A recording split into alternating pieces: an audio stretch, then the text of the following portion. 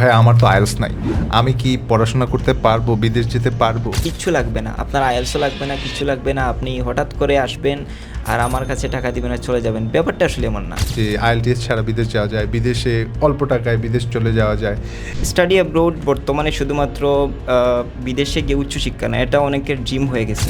Country সিলেকশনের ক্ষেত্রে যখন স্টুডেন্টরা চিন্তা করে যে আমি আসলে কোন দেশের জন্য পারফেক্ট বা কোন দেশ আমার জন্য পারফেক্ট, এটা স্টুডেন্টরা আসলে নির্বাচন করবে কিভাবে? বাংলাদেশ থেকে স্টুডেন্ট ভিসায় কয়েকটা দেশে বেশি স্টুডেন্টরা যাচ্ছে। তার মধ্যে মনে করেন যে UK, Australia, Canada, Denmark, Finland, Sweden. নিজে কোনো ফাইল প্রসেস করা কিংবা এজেন্সির মাধ্যমে কোনো ফাইল প্রসেস করার মধ্যে আসলে পার্থক্যটা কোন জায়গায়? বিদেশে পড়তে যাওয়ার জন্য যারা বিভিন্ন এজেন্সির কাছে গিয়েছেন, অনেকে প্রতারণার শিকার হয়েছেন কিংবা অনেকে বিদেশ যাওয়ার আগেই মুখ থুবড়ে পড়েছেন। আজকের এই পডকাস্টে আমি এমন কিছু ইনফরমেশন দিব যেটা আপনার বিদেশে পড়াশোনার জন্য খুব গুরুত্বপূর্ণ ভূমিকা পালন করবে। You are welcome to the show dream build succeed, presented by multimedia Zen. আপনাদের সাথে আছি আমি আরজি অপু।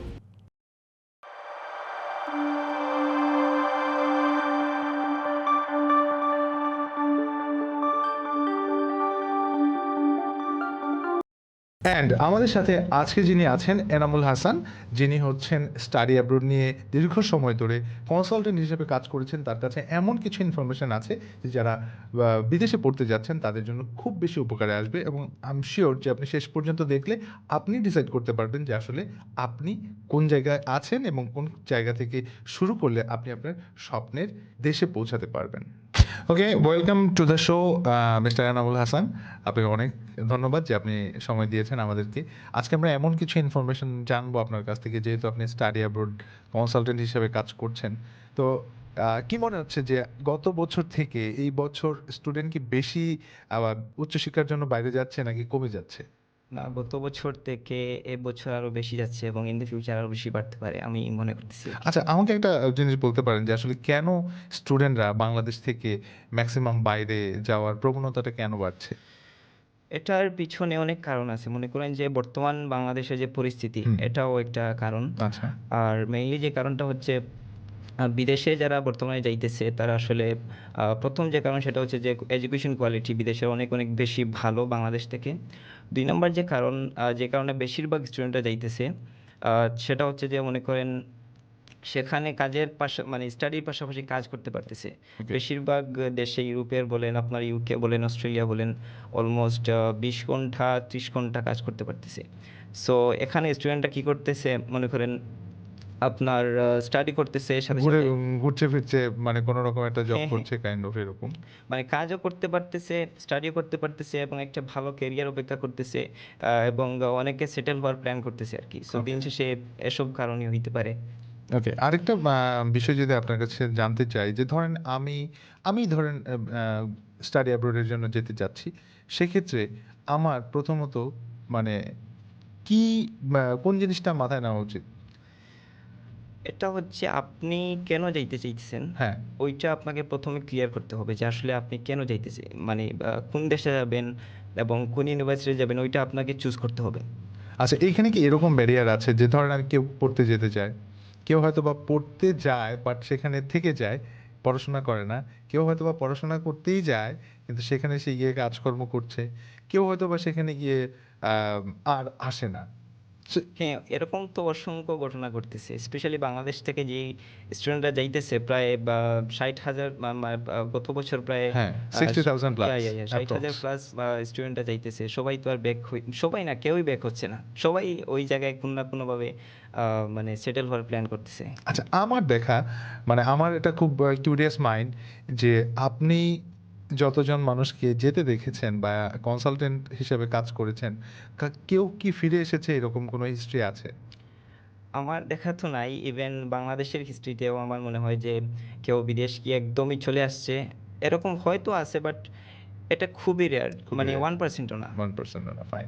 একটা প্রশ্ন কিংবা বিভিন্ন পোস্টার আমার চোখে অনেক আসে, যেহেতু সবাই বাইরে চলে যাচ্ছে পড়াশোনার জন্য, যে আইএলটিএস ছাড়া বিদেশ যাওয়া যায়, বিদেশে অল্প টাকায় বিদেশ চলে যাওয়া যায় এবং স্টুডেন্ট হিসেবে গেলে আপনাকে আর পড়াশোনা করতে হবে না। মানে অনেক রকম বিজ্ঞাপন, ভিডিওস, রিলস আমরা দেখি। আসলে এটার সত্যতা কতটুকু?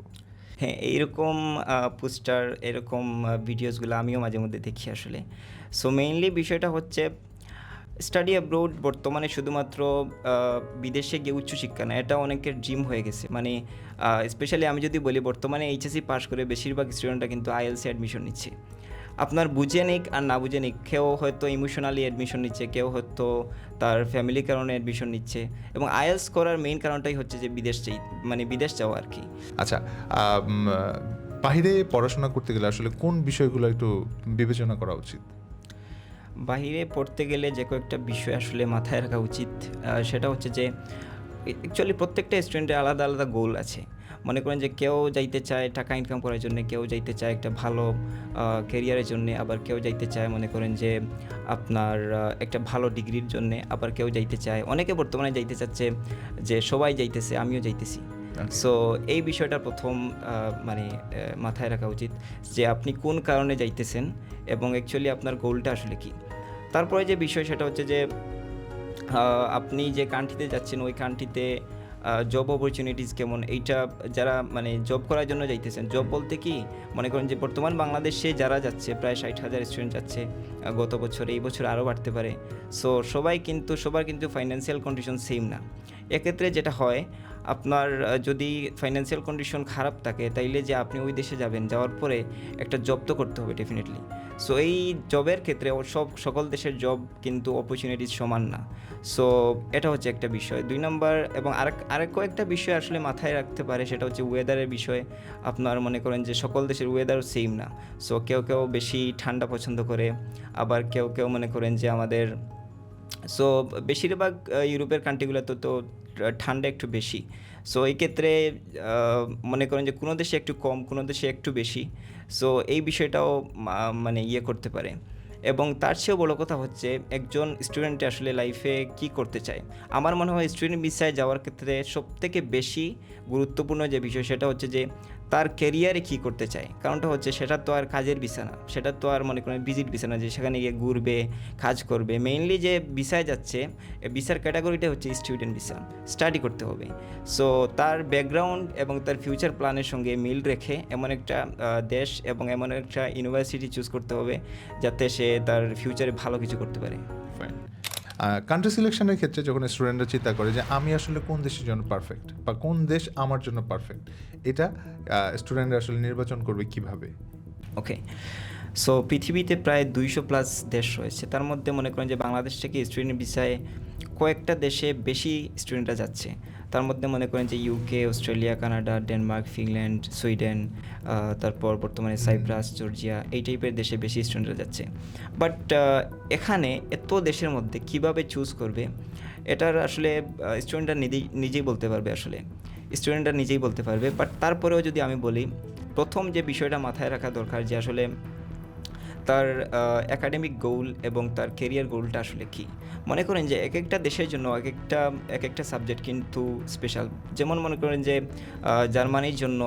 জার্মানির জন্য ইঞ্জিনিয়ারিং, আবার মনে করেন যে আপনার ইউএসএতে আইটি, তারপর এআই ওর সামথিং, যদিও ইউএসএর ভিসা রেশিও তেমন ভালো না। এবং তারপর ইউকেতে মনে করেন যে বিজনেস, তারপর ল, এই টাইপের জিনিস মানে জন্য যাইতে পারে। বাট এছাড়াও তো সকল ধরনের কোর্সেস রয়েছে। বাট এটা হচ্ছে একটা বিষয় যে একাডেমিক এবং কেরিয়ার গোলটা আসলে কী।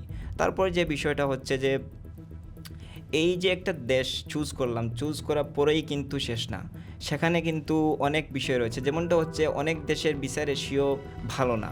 সো ওই দেশে যদি কেউ অ্যাপ্লাই করে শুধুমাত্র ওই কেরিয়ার গোলের দিকে চিন্তা করে তাইলে কিন্তু হবে না। মনে করেন যে ভিসা রিজেক্ট হওয়ার পর তো অনেক একটা খারাপ পরিস্থিতি হয়ে যায়। এবং বাংলাদেশে কয়টা দেশের এমবেসি আছে ওইটাও দেখতে হবে। হঠাৎ করে আপনি ইউটিউবে অথবা ফেসবুকে একটা অ্যাড দেখলেন যে অমুক দেশে যাওয়া যাচ্ছে, ওই দেশের এমবেসি কিন্তু বাংলাদেশ নাই। সো ওই দেশের এমবেসি পাইতে হলে আপনাকে অন্য দেশে যাইতে হবে। এটা একটা কিন্তু বিশাল ঝামেলা। স্পেশালি যারা মেয়ে স্টুডেন্ট রয়েছেন, যারা আসলে গার্লস, যারা বিদেশে যাইতে যাচ্ছেন, তাদের ফ্যামিলি থেকে কিন্তু মেইন দেশে যাওয়ার আগে অন্য কোনো, যেমন ইন্ডিয়া, তারপর নেপাল যাইতে হয় অনেক দেশে যাওয়ার জন্যে। বাংলাদেশ যেহেতু দূতাবাস নাই, সো এটা হচ্ছে একটা বিষয়। তারপরে ভিসা প্রসেসিং ইজি কিনা এবং প্রসেসিংয়ের টাইমটা আসলে কতটুকু, এটাও জানতে হবে। এটা মনে করেন যে জার্মানিতে যদি কেউ অ্যাপ্লাই করে তাইলে কিন্তু প্রায় 2 বছর প্লাস ওয়েট করতে হয় শুধুমাত্র অ্যাপয়েন্টমেন্টের জন্য। সো শুধুমাত্র একটা জিনিস ওয়েদার বা একটা জিনিস করলেই কিন্তু হবে না। সকল বিষয় মাথায় রেখে তারপরে করতে হবে আসলে। স্টাডি অ্যাব্রোডের ক্ষেত্রে সবথেকে জনপ্রিয় প্রশ্ন হচ্ছে, ভাই আমার তো আইএলটিএস নাই, আমি কি পড়াশোনা করতে পারবো, বিদেশ যেতে পারবো? আবার দেখা যায় যে এমওআই দিয়ে আপনি চলে যেতে পারবেন আপনার স্বপ্নের কান্ট্রিতে। হ্যাঁ, এই যে একটা কনসেপ্ট মানুষের মধ্যে, আইএলটিএস এবং এমওআই নিয়ে যদি একটু বলতেন। আইএলস ছাড়া আসলে যাওয়া যায় না, ব্যাপারটা এমন না। বাট যেইভাবে সোশ্যাল মিডিয়াগুলোতে দেখানো হয়, যেমন কিচ্ছু লাগবে না, আপনার আইএলসও লাগবে না, কিচ্ছু লাগবে না, আপনি হঠাৎ করে আসবেন আর আমার কাছে টাকা দিবেন আর চলে যাবেন, ব্যাপারটা আসলে এমন না। সো অল্টারনেটিভ কিছু রয়েছে, যেমনটা হচ্ছে আইএলসটা আসলে কেন লাগে ওইটা বুঝতে হবে। ওইটা যদি ওই কনসেপ্টটা ভালো করে বোঝা যায় তাইলে কিন্তু মোটামুটি আহ, করা যাবে আসলে। যেমন আইএলসটা লাগার মেইন কারণটা হচ্ছে আপনি যে একটা ইন্টারন্যাশনাল একটা ইউনিভার্সিটিতে যাচ্ছেন, ওই ইউনিভার্সিটিতে সকল কিছু ইংলিশ, আপনার স্টাডি বলেন, অ্যাসাইনমেন্ট বলেন, এভরিথিং সব কিছু ইংলিশ। সো ইংলিশ সেহেতু আপনি ইংলিশে স্টাডি করতে পারবেন কি না, এই যে একটা বিষয়, এক্ষেত্রে প্রত্যেকটা ইউনিভার্সিটির কিন্তু দুইটা রিকোয়ারমেন্ট রয়েছে। একটা হচ্ছে একাডেমিক রিকোয়ারমেন্ট, আরেকটা হচ্ছে English proficiency requirement. So English proficiency রিকোয়ারমেন্টের ক্ষেত্রে আইএলসটা আসলে প্রায় সবাই অ্যাকসেপ্ট করতেছে। ইংলিশ প্রফিসিয়েন্সির ক্ষেত্রে প্রায় পৃথিবীতে অসংখ্য টেস্ট রয়েছে। মনে করেন আইএলস রয়েছে, ইএলএলটি রয়েছে, পিটি রয়েছে, ডুলিঙ্গো রয়েছে, অনেক টেস্ট রয়েছে। তার মধ্যে আইএলসটা হচ্ছে সবথেকে বেশি পপুলার। বিশ্বের মধ্যে প্রায় 140টা দেশে আইএলসকে অ্যাকসেপ্ট করতেছে এবং প্রায় 11,000 প্লাস ইউনিভার্সিটি আইএলসকে অ্যাকসেপ্ট করতেছে। এমওআইটা হচ্ছে মেইনলি, এটার ফুল ফর্ম হচ্ছে মিডিয়াম অফ ইনস্ট্রাকশন। এটা মেইনলি আসলে বলি, এই যে আগেই বললাম যে ইংলিশ প্রফিসিয়েন্সির ক্ষেত্রে এটা মাঝে মধ্যে আইএলসের অল্টারনেটিভ হিসেবে কাজ করে, মানে আইএলস নাই এমওআই আছে। এক্ষেত্রে কয়েকটা বিষয় মাথায় রাখতে হবে, যেমন আপনি কোন ইউনিভার্সিটি থেকে এমওআইটা আনছেন।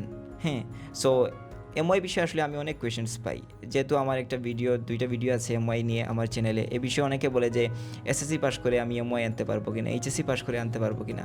এক্ষেত্রে আসলে এমওআইটা মেইনলি আনতে হয় যারা ব্যাচেলার কমপ্লিট করে ফেলছেন কোনো একটা ইউনিভার্সিটি থেকে, ওই ওই ইউনিভার্সিটি থেকে আনতে হবে এমওআইটা। এবং এমওআই এর মানেটা হচ্ছে যে আপনার লাস্ট ডিগ্রিটা ছিল ইংলিশে এবং ফিউচারে আপনি ইংলিশে স্টাডি করতে পারবেন, মানে আপনি eligible for studying in abroad. দেখা যায় যে স্পাউস নিয়ে অনেকে যেতে চায়, যে আসলে কেউ স্পাউসকে রেখে যেতে চায় না, অ্যাকচুয়ালি সবাই স্পাউসকে নিয়ে যেতে চায়। তো স্পাউস নিয়ে যাওয়ার ঝামেলাটা কি, আবার সুবিধাটা কি? স্পাউস নিয়ে যাওয়ার তো অনেক সুবিধা রয়েছে। যেমন আমি যদি বলি যে স্পাউস নিয়ে যদি প্রথম একদম যদি বলি, মানে সবাই যেটা এক চিন্তা নাম্বার করে, সুবিধা। হ্যাঁ, এক নাম্বার সুবিধা সেটা হচ্ছে যে স্পাউস কিন্তু ফুল টাইম কাজ করতে পারতেছে।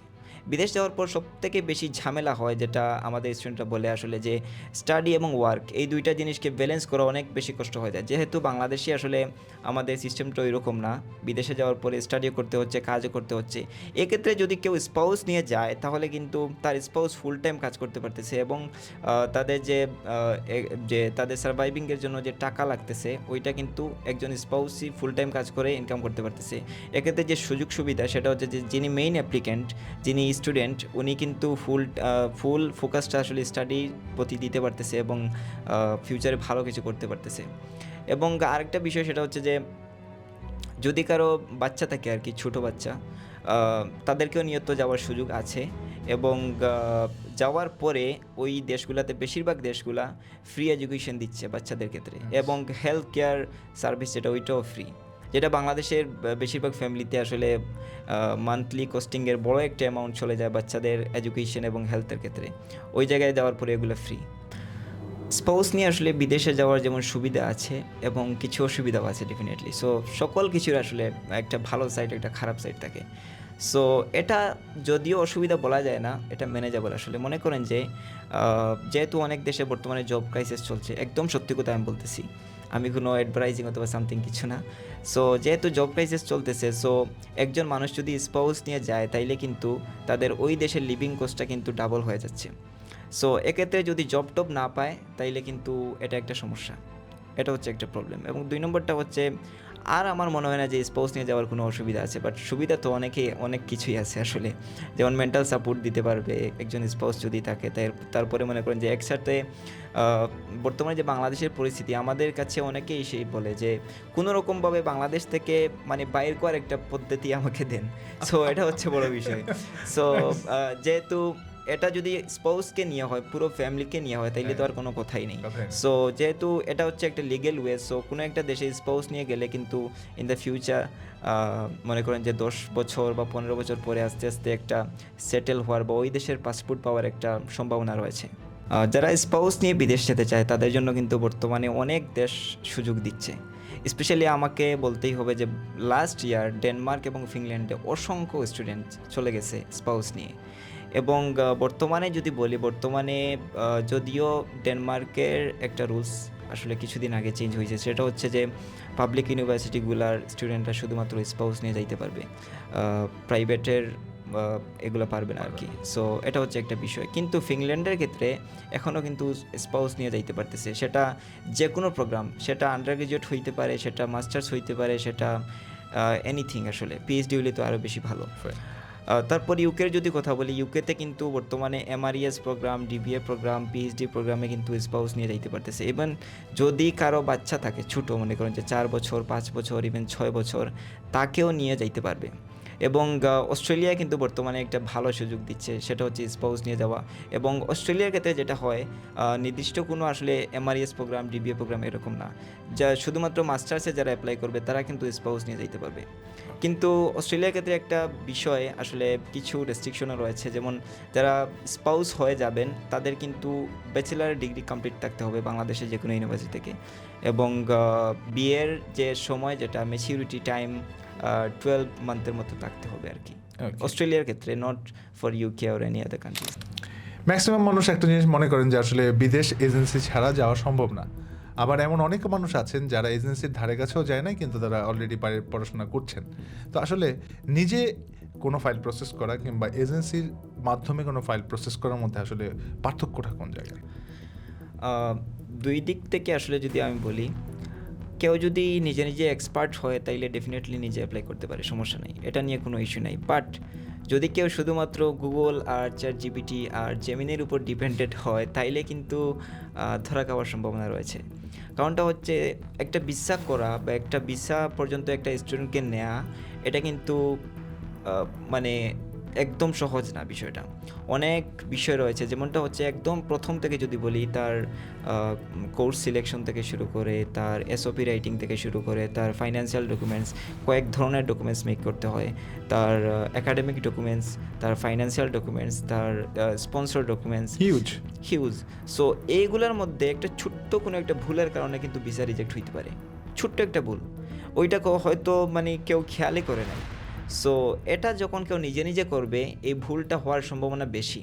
অন দি আদার হ্যান্ড, যদি কেউ একজন ভালো এজেন্সির কাছে যায়, অথবা ভালো একজন কাউন্সিলরের কাছে যায়, একজন কনসালটেন্টের কাছে যায়, তাইলে কিন্তু তারা যেহেতু এই বিষয়ে আগ থেকে কাজ করছে, হয়তো এই ভুল আগে একজন করেছিল, এই ভুল হয়তো তারা একবার শুধরে নিছে। সো এইগুলো বারবার চেক করবে এবং সকল কিছু একটু স্মুথলি হবে। মনে করেন যে টাইমও সেভ হয়ে গেল, মেন্টাল প্রেশারও কম, এবং ভিসা প্রসেসিং যে জার্নি, ওইটা অনেক ইজি আসলে এজেন্সির দিয়ে করালে। তবে নিজে নিজে যদি কেউ এক্সপার্ট হয়ে করতে পারে, এটার সমস্যা নেই। আচ্ছা, এজেন্সির ক্ষেত্রে কি আসলে মানুষ প্রতারণার শিকার হয়? হ্যাঁ, অবশ্যই এজেন্সি ক্ষেত্রে তো প্রতারণার শিকার হয়। এই যে আমি আগেই বলছি যে যেহেতু একটা বর্তমানে আবেগে পরিণত হয়ে গেছে আসলে, স্পেশালি সকল ইয়ং পিপল বিদেশ যাইতে যাচ্ছে, ইউরোপ যাইতে যাচ্ছে। সো এই আবেগটাকে আসলে অনেকে পুঁজি করতেছে, এটা দিয়ে বিভিন্ন টাইপের আসলে বিজ্ঞাপন বানাচ্ছে, ওই করতেছে, সেই করতেছে। দিন শেষে কিন্তু সময়ও বেকার যাচ্ছে, টাকাও লস হচ্ছে, ভিসা রিজেক্টও হচ্ছে অনেক সময় ভিসা এমবেসি পর্যন্ত নিয়ে যেতে পারতেছি না, টাকা পয়সা নিয়ে যাচ্ছে, এরকম অনেক সময় দেখা যায় আসলে। সো ওদের থেকে দূরে থাকুন। হ্যাঁ, মানে যারা ফ্রড, এটা আপনাকে যারা বিদেশ পড়াশোনা করতে যায় তাদের আসলে এই অ্যানালাইসিসটুকু যদি না করতে পারে, তাহলে তারা আসলে বিদেশে গিয়ে পড়াশোনা করাও একটা বড় রিস্কি সিচুয়েশন হয়ে যায়।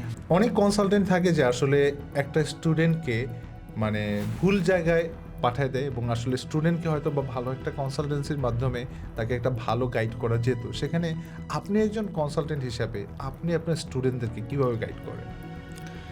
আমি অ্যাজ অ্যান কনসালটেন্ট আমি যেটা ট্রাই করি সবসময় সেটা হচ্ছে যে আমাদের নিজেদের প্রফিট থেকে আমরা সর্বাত্মক চেষ্টা করি স্টুডেন্টের আসলে ফিউচারটা কেমন হবে, তাদের ফিউচার যদি ব্রাইট হয় অথবা তারা যদি লাইফে ভালো কিছু করতে পারে, দিন শেষে কিন্তু অটোমেটিকলি আমাদের জন্য দোয়া করবে। এটা হচ্ছে প্রথম বিষয়।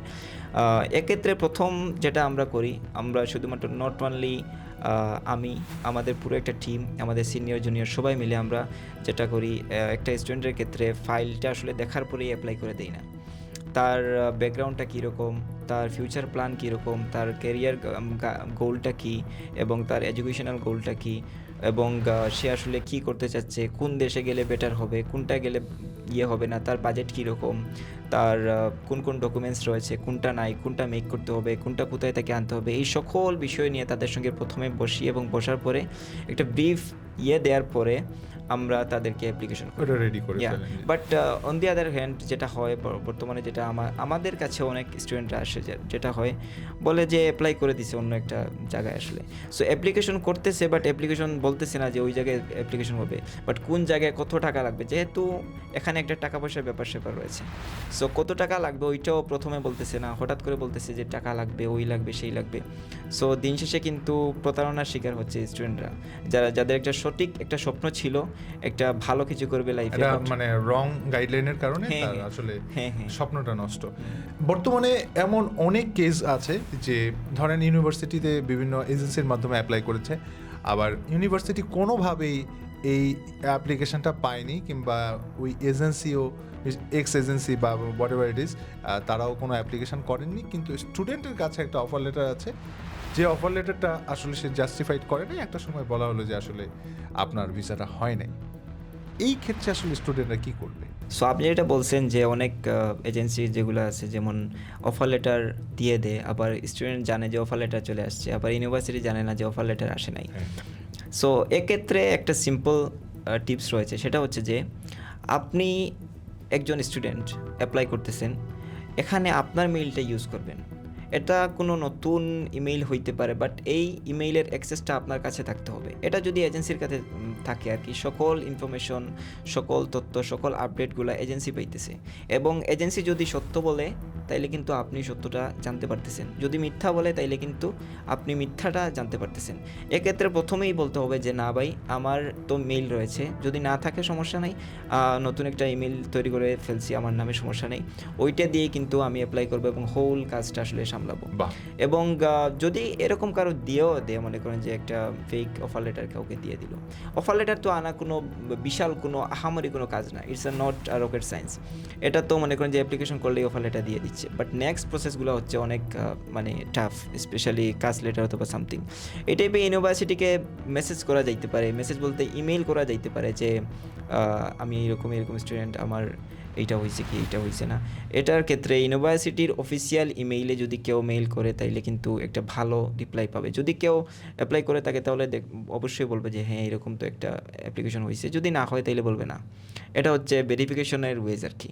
স্টুডেন্টদের অনেকে এরকম যায় যে আমি অ্যাম্বাসি, আমার কল পেয়েছি অ্যাম্বাসি থেকে, কিন্তু ভাইবা বা ইন্টারভিউ দেওয়ার সময় তাদের ভিসাটা ব্যান্ডেড, মানে রিজেকশন করে দেয়। সেক্ষেত্রে আসলে যে ইন্টারভিউতে কিভাবে তাদের রিপ্রেজেন্ট করবে, এইটা আসলে তারা কিভাবে জানতে পারে? ওকে, ভিসা রিজেকশনের যদি কথা বলি, ভিসা আসলে অনেক কারণে রিজেক্ট হইতে পারে। মনে করেন যে মেইনলি যে দুইটা কারণে ভিসা রিজেক্ট হয়, একটা হচ্ছে আপনার ডকুমেন্টেশন, 2 নম্বরটা হচ্ছে আপনার ইন্টারভিউ। ডকুমেন্টেশন বলতে এখানে একটা ওয়ার্ড, কিন্তু এর ভিতরে অনেক জিনিসপাতি রয়েছে। ডকুমেন্টসের অনেক ধরনের ডকুমেন্টস রয়েছে, যেমনটা হচ্ছে তার একাডেমিক ডকুমেন্টস, তার ফাইন্যান্সিয়াল ডকুমেন্টস, তার মানে মনে করেন যে তার স্পন্সর ডকুমেন্টস, তার ডিফারেন্ট কাইন্ড অফ ডকুমেন্টস, ইউনিভার্সিটির কাছ থেকে যে ডকুমেন্টসগুলো পায়। সো এই সকল কিছু মিলাইয়া আসলে যদি কোনো কিছুতে যদি গলদ পায় তারা আসলে, সেটা হচ্ছে ভিসা রিজেকশনের 1 নাম্বার কারণ। 2 নাম্বার যে বিষয় সেটা হচ্ছে ইন্টারভিউ। প্রায় প্রত্যেকটা দেশে না, কিছু দেশ আছে যারা কিন্তু ইন্টারভিউ ছাড়া ভিসা দিচ্ছে, but the majority number of countries কী করতেছে, একটা ভিসা ইন্টারভিউ নিচ্ছে। ভিসা ইন্টারভিউ নেওয়ার মেইন কারণটা হচ্ছে যে ওই স্টুডেন্টটা আসলে অথেন্টিক কিনা এবং যে ডকুমেন্টসগুলো সাবমিট করা হয়েছে এগুলো অথেন্টিক কিনা। সো এগুলো একটু মুখে শুনতে চাই আরকি। ওয়ান কাইন্ড অফ একদম সোজা বাংলায় বলতে গেলে। সো এগুলার ক্ষেত্রে যেটা হয়, অনেক সময় অনেক agency different kind of documentation make করে দেয়, কিন্তু ওইটা স্টুডেন্টকে জানায় না। এবং ওই বিষয়ে যখন তাকে ভিসা ইন্টারভিউয়ার যখন তাকে কোয়েশ্চেন করে, তখন কিন্তু সে এই বিষয়ে কিছু বলতে পারে না। অথবা যেটা করে একটা মিস ইনফরমেশন দিয়ে আসে, একটা মনে করেন যে একটা ডিফারেন্ট অ্যান্সার দিয়ে আসলো। যেমন এসওপিতে একটা জিনিস লেখা, আবার সে বলতেছে অন্য একটা জিনিস। যেমন ফাইন্যান্সিয়াল তার স্পন্সরের ডকুমেন্টস সম্পর্কে একটা জিনিস তার স্পন্সর ডকুমেন্টসে লিখিত, যেটা আগে সাবমিট করছে, বাট মুখে বলতেছে আরেক জিনিস। সো এই দুইটা কারণে আসলে বেশিরভাগ সময় ভিসা রিজেক্ট হয়। আমাদের বাংলাদেশ যেমন আসলে খুব ইংলিশের দিকে একটু দুর্বল কান্ট্রি বলা যায়, মানে এখন আসলে অনেক মানুষ ডে বাই ডে অনেক গ্রো করছে, কিন্তু সবসময় নিজের থেকে এজেন্সির দিকে আসলে সব থেকে বেশি প্রায়োরিটি দেয়, এজেন্সির মাধ্যমে তারা অ্যাপ্লাই করতে চায়। সেক্ষেত্রে ভালো এজেন্সি বা আসলে এই এজেন্সির মাধ্যমে আমি প্রপার ইনফরমেশন পাবো, এইরকম এজেন্সি তারা ফাইন্ড আউট করবে কীভাবে? বর্তমানে বাংলাদেশে যেহেতু আসলে হাজার হাজার এজেন্সি, সো আমি বলছি না যে সবাই খারাপ। অসংখ্য এজেন্সিজ রয়েছে যারা আলহামদুলিল্লাহ বাংলাদেশে অনেক বেশি ভালো করতেছে। তারপরেও যদি বলি স্টুডেন্টরা কীভাবে এটাকে চুজ করবে বা সিলেক্ট করবে যে এই এজেন্সিটা আসলে ভালো, একত্রে মনে করেন যে প্রথমেই দেখতে হবে যে এই এজেন্সির ইতিহাসটা কেমন, হিস্ট্রিটা কেমন, ওরা কতদিন ধরে কাজ করতেছে। যেমন আমরা প্রায় 2010 থেকে কাজ করতেছি বাংলাদেশে স্টাডি অ্যাব্রোড নিয়ে, এবং not only Bangladesh, India, Pakistan এবং নাইজেরিয়া, এই দেশগুলোর স্টুডেন্টকে নিয়েও আমরা কাজ করতেছি। এটা হচ্ছে একটা বিষয়। 2 নাম্বার যে বিষয় আছে সেটা হচ্ছে যে ওদের কোনো ইন্টারন্যাশনাল রিকগনাইজেশন কিছু আছে কিনা। অনেক বড় বড় রয়েছে, অর্গানাইজেশন রয়েছে যারা বিভিন্ন সময় ভালো ভালো এজেন্সিগুলোকে সার্টিফিকেট দিয়ে থাকে। যেমন আমরা ব্রিটিশ কাউন্সিল থেকে সার্টিফাইড, আমি একজন councillor. I am not saying that এটা আমি অনেক বড় কেউ হয়ে গেছি, এটা কোনো অহংকার না, বাট এটা হচ্ছে একটা বিষয়, মানে অথরিটির একটা বিষয়। তারপর আইসিএফ থেকে আমরা সার্টিফাইড কনসালটেন্সি। সো সব মিলিয়ে যদি আমি বলি যে এটা হচ্ছে একটা বিষয় যেটা দেখতে পারে, একটা ভিজিবল আসলে। আসলে মুখের কথা তো আর সকল কিছু বিশ্বাস করার মতো না বর্তমানে যেই পরিস্থিতি হয়েছে আসলে। এবং তারপরে যেটা চিন্তা করতে পারে একটা এজেন্সি ভালো কিনা, ওদের কমিউনিকেশন স্টাইলটা আসলে কীরকম, ওরা আসলে রেসপন্স বলতে ওই রকম রেসপন্স না যে কল দিছে রিসিভ করছে কিনা, ওই রকম রেসপন্স না, বলতে ওরা সকল কিছু ক্লিয়ারলি বলতে পারতেছে কিনা, মানে আমি যেটা কোয়েরি করেছি সেটার উত্তরটা তারা ঠিক মতো দিতে পারছে কিনা, আপনি যেটা কোয়েশ্চেন করছেন ওইটার উত্তরটা সঠিক দিতে পারতেছে কিনা, নাকি ভুল ইনফরমেশন দিয়ে আপনাকে ভুল পথে পরিচালিত করছে। এটা হচ্ছে একটা বড় বিষয়। এবং বর্তমানে যেহেতু এই সকল বিষয় টাকা পয়সার সাথে জড়িত, সো কোনো এজেন্সি কি বলতেছে জাস্ট আমাকে টাকা দাও আমি তোমাকে ভিসা দিয়ে দিব, এরকম কি বলতেছে? এরকম যদি কেউ বলে, যে যদি অনেকে বলতেছে, তার মানে বোঝা যাবে যে এখানে সামথিং ইজ রং, ডাল মে কুছ কালা হ্যায়। সো এটা হচ্ছে একটা বিষয়। সো এইরকম যদি কেউ বলে তাইলে কিন্তু একটু যাচাই বাছাই করা দরকার। আমি বলছি না যে তাকে টাকা দেওয়া যাবে না, কারণ কারো তো দায়ভার আমি নিতে পারবো না। এটা মানে সেলফ অ্যানালাইসিস থেকেই ঠিক করতে হবে। সে আগে কোনো মানুষ পাঠাইছে কিনা, অথবা তার করতেছে, এই ফ্রেন্ড যে আমি সার্কেলের বললাম মাঝখান থেকে খোঁজ নিলেই তো পাওয়া যায় যে আসলে ভালো এজেন্সি যারা গিয়েছে তারা তো আসলে এটা একটা প্রমাণ যে আমি এই এজেন্সির মাধ্যমে গিয়েছি, এটা একটা হতে পারে। এরপর হচ্ছে যারা ভালো গাইডলাইন দেয়, যেমন আপনি আমি যতটুকু জানি যে আমি রিসেন্টলি আপনার ভিডিও দেখলাম, ভিডিওর মধ্যে আপনি সুন্দর করে গাইড করছেন। এই গাইডেন্সের মাধ্যমে কিন্তু প্রত্যেকটা মানুষ যদি এটাকে তারা কাজে লাগাতে পারে, সেখানে একটা বড় ফ্যাসিলিটি থাকে, সেখানে তারা জানতে পারে যে একটা সহজ ইনফরমেশনের মাধ্যমে কিভাবে একটা স্টাডি অ্যাব্রোডের জন্য প্রিপারেশন নেওয়া যায়। ইয়েস। তো এখন যেটা আমার মনে হয়, আপনার এটা লাস্ট কোশ্চেন, যে আপনি আপনার স্টুডেন্টদের জন্য, মানে আপনি অ্যাজ এ কনসালটেন্ট যারা এই ভিডিওটি দেখছে, সেক্ষেত্রে তাদেরকে আপনি কি ইনফরমেশনটা দিতে চান, যে যারা শুরু করতে চায় বা স্বপ্ন আজকে থেকে অনেকে দেখা শুরু করবে, কিংবা অনেকে স্বপ্ন দেখেছে কিন্তু আসলে এই ভিডিওটার জন্য ওয়েট করছিল, তাদের জন্য আপনার মেসেজটা কি থাকবে? আসলে আমরা ট্রাই করেছি যে মোটামুটি সকল বিষয় বলা যাবে না, কারণ এই বিষয়টা অনেক ডিপ। এরকম পডকাস্ট আরও 10টা 20টা করলেও হয়তো শেষ হবে না। এক একটা দেশ নিয়ে এক একটা বিষয় নিয়েও যদি আমরা লম্বা কথা বলি তাইও শেষ হবে না, বাট তারপরেও আমরা চেষ্টা করেছি যে মোটামুটি যেগুলো খুব কমন বিষয়, মানুষ জানতে চায়, মানুষ প্রশ্ন করে, মানুষ করে, এই টাইপের জিনিসপাতিগুলো আমরা কাভার করার চেষ্টা করেছি। যেমন ব্যাংক স্টেটমেন্ট, তারপর স্পাউস, তারপর এই সেই হাবিজাবি আইএলটিএস এই বিষয়ে। সো আমি পরিশেষে বলব যে শুধুমাত্র যে যদি বিদেশ যাওয়ার ইচ্ছা থাকে তাইলে দ্যাটস গুড, এটা কোনো সমস্যা নাই। কিন্তু কোন কারণে যাইতে চাইতেছেন এবং এইটা ভিশনটা এবং ওইটা ক্লিয়ার করেন। যেই কারণে যাইতেছেন, যদি জব করার ইচ্ছা থাকে তাইলে শুধুমাত্র জবের ভিসায় চলে যান, এটা নিয়ে সমস্যা নাই। বাট স্টুডেন্ট ভিসায় গিয়ে আপনি পুরোপুরি জবে চলে যাবেন, ওইটা আসলে মানে এটা আপনার ভিসার সঙ্গে আপনার কাজের মিল থাকলো না। এটা হচ্ছে প্রথম বিষয়। ২ নাম্বারটা হচ্ছে যে কেউ যদি নিজে, নিজে কাজ করতে পারে, that's good. I am not saying that এটা কোনো খারাপ জিনিস অর সামথিং। নিজের প্রসেস যদি করতে পারে, করতে পারে। বাট এজেন্সি চুজিং এর ক্ষেত্রে বাংলাদেশে অসংখ্য এজেন্সি ভালো কাজ করতেছে এবং খারাপও কাজ করতেছে অসংখ্য এজেন্সি। এক্ষেত্রে একটু জেনে শুনে বুঝে শুনে এপ্লাই করা উচিত। তাদের কাছে যাওয়া উচিত আসলে। এবং স্পেশালি লেনদেনের ক্ষেত্রে যে বিষয়টা হচ্ছে টাকা পয়সার ব্যাপার যেগুলো আছে এগুলোর ক্ষেত্রে একটু সেনসিটিভ হওয়া উচিত। কারণ এই বিষয়টা নিয়ে পরে কিন্তু গোলমাল হয়। আমরা অনেক সময় দেখি। So tuition fees providing or a different kind of তো এখানে লেনদেন করতে হয়। সো এই সকল বিষয়গুলো আসলে ক্লিয়ার আছে কিনা ওইটা জানা উচিত। এবং আ সবাই যাচ্ছে বিদেশ, সবাই ওই দেশে যাচ্ছে, আমি ওই দেশে যাচ্ছি। এরকম না করে নিজের প্রোফাইলের সঙ্গে এবং নিজের ফিউচার প্ল্যানের সঙ্গে, নিজের ফাইন্যান্সিয়াল কন্ডিশনের সঙ্গে, নিজের ফ্যামিলির সঙ্গে যে এই দেশটা যাবে, ওই দেশের যাওয়াই উচিত বলে আমি মনে করি আসলে। সো এনামুল হাসান ভাই, আপনাকে অসংখ্য ধন্যবাদ। আপনি যে ইনফরমেশনগুলো দিয়েছেন এটা আসলে যারা এই ভিডিওটি দেখছে তাদের জন্য অনেক বেশি হেল্পফুল হবে, বিকজ অফ এই অনেক এজেন্সির মাঝখানে বা অনেক ইনফরমেশনের মাঝখানে যে আপনি যখন ইউটিউবে অনেক কিছু সার্চ করবেন আসলে সেটা কি ঠিক না ব্যাঠিক, যদি এইটাও অনেক প্ল্যাটফর্মে যাবে, but it's a Yeah, yeah. Podcast, এটা আসলে ইনফরমেটিভ শো। সো এখান থেকে অনেকের মানে অনেক হেল্প হবে। Thank you very much for coming this show. Okay. Also, thank you for inviting me. Okay, dream build সাকসিডের এই আয়োজনে আমার মনে হয় যে আপনার কাছে যে ইনফরমেশনগুলো দেওয়া হয়েছে সেগুলো আপনার খুব কাজে লাগবে, কারণ যারা স্টাডি অ্যাব্রোডের জন্য যেতে চান এখানে যে ইনফরমেশন আছে সেগুলো ফলো করলেই আপনার অলমোস্ট 60-70% কাজ ওকে। সো এই ভিডিওতে আপনার কোন ইনফরমেশনটি কি সব থেকে ভালো লেগেছে সেটা আমাকে জানাবেন। আর এতক্ষণ আপনার সাথে ছিলাম আমি আরজে অপু। আজকের মতো বিদায় নিচ্ছি এই পডকাস্ট থেকে। দেখা হবে আপনার সাথে নতুন কোনো পডকাস্টে। আল্লাহ হাফেজ।